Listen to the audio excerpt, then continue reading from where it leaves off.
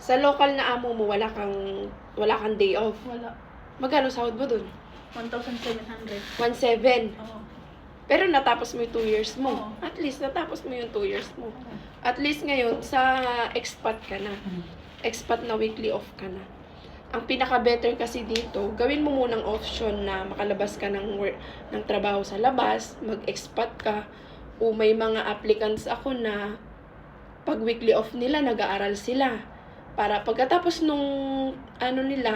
pagkatapos nila dito sa amin, may ibang opportunity.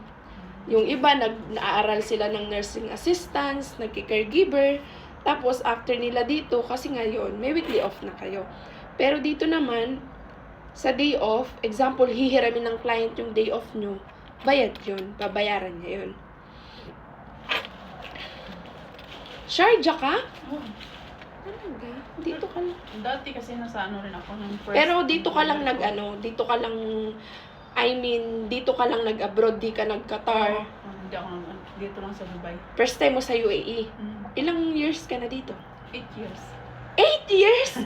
Isang amo lang. Hindi, dati kasi nasa Jumeirah 3 ako, local rin kasi yung amo ko rin doon. Tapos yung sahod ko 1.5 lang. Sa Jumeirah 3 ako dati. I mean, yung buong whole na 8 years mo, dito ka sa UAE talaga? Oo. Okay. So, dito ngayon, mag-change na yung life mo kasi nga, medyo mataas yung sahod, tapos may weekly off ka naman. Ang pinakamainam kasi dito, be, is, ang ano nyo talaga is nasa dito sa company.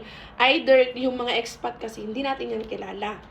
What if magbago yung ugali nila ng 2 to 3 months, pwede kang bumalik. May option ka. And then, kung hindi na tama yung ginagawa nila sa'yo, example, pinaglilinis ka niya na ng sasakyan, may susumbungan ka. Sabihin mo, Miss Aliyah, pinaglilinis na ako ng sasakyan. Bawal yun. Dapat, pag sinabing nani lang, dun ka lang sa bahay. Hindi ka nila pwedeng utusan sa garden. Hindi ka nila pwedeng utusan na, linisin mo yung 3 sasakyan. Hindi katulad sa ibang amo natin before, di ba? Bawal ang salitang pagod. Basta pag trabaho, di ba? Yun na ang kainaman naman kasi pinaka-better. Pero sa bata, okay ka naman. Okay lang sa bata. Mga ilang years yung mga yung mga kaya mong alagaan, newborn. Dati kasi, Yung sa before sa amo mo, ilang 1 year and 4 years old. ang inaalagaan mo? Dati. Ilang members ng family? Bali, lang sila, 3 bata kasi 3. Pero malaki na yung dalawa. Tapos yung nanay at tatay lang. Yun lang sila. Bali. Pero lahat, linis, laba, luto. Ay, hindi Pero- ako luluto kasi lang yung nila sa akin.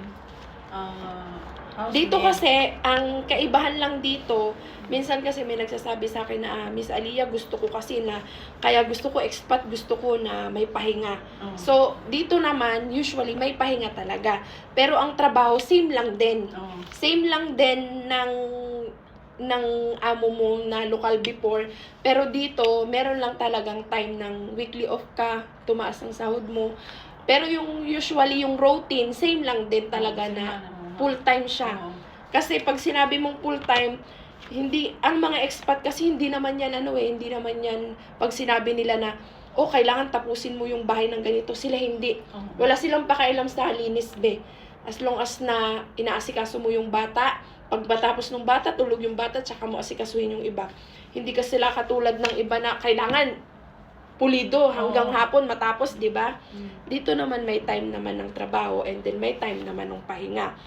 Dito din, free yung food, free yung hygiene mo, weekly off ka. May mga client, sortihan. Example, ang day off mo, linggo. Nasa accommodation, kilala mo to? Oo, bago. Bago? Oo. Ba't hindi siya nagpunta dito? Kasi sabi niya, ma'am, late na ako, punta na lang ako dyan sa accommodation. Sabi ko, okay, mag-report ka na lang bukas sa office. Okay. And then, yung buong 2,000 sahod mo, sa'yo na talaga yun. Wala nang, hindi na babawasan yung sa hygiene mo lahat, hindi na babawasan sa lahat. Free ka na dun. Pero, depende sa'yo yun. Kung mag-day off ka, talagang gagastos ka. Pero may mga client na, katulad niyan, yung amo ni Rachel, pag magdi-day off siya, binibigyan daw siya ng 100, binibigyan siya ng 200. Pero, ang pinaka-better kasi dito, yung mahalin mo yung work mo. Pag nakita kasi nung client na maayos ka, mamahalin ka nila, ibabalik din nila yon. I mean, hindi ka man nila ituring na parang pamilya or swertihan. Minsan, pagpunta mo doon, anong gusto mo, ganyan. Pero lahat open naman sila. And bago ka ihatid doon, hindi naman pwede yung, mek, bahala ka na. Ito yung location ng amo mo, bahala ka, lumayas ka, mag-isa mo. Dito, hindi. Ihatid ka ni Mimi, i-guide ka niya, ito yung amo mo, makakausap mo, ilang members ng family sila, alam mo kung anong location nila. And syempre, for monitoring, alam din namin yung location mo rito.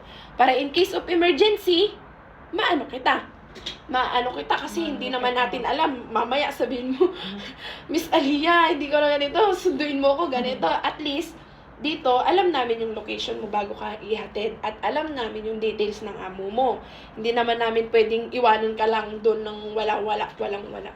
So, ngayon ate, gagawa tayo ng details mo. Ima-market kita. And hahanapan kita ng amo mo na mabait.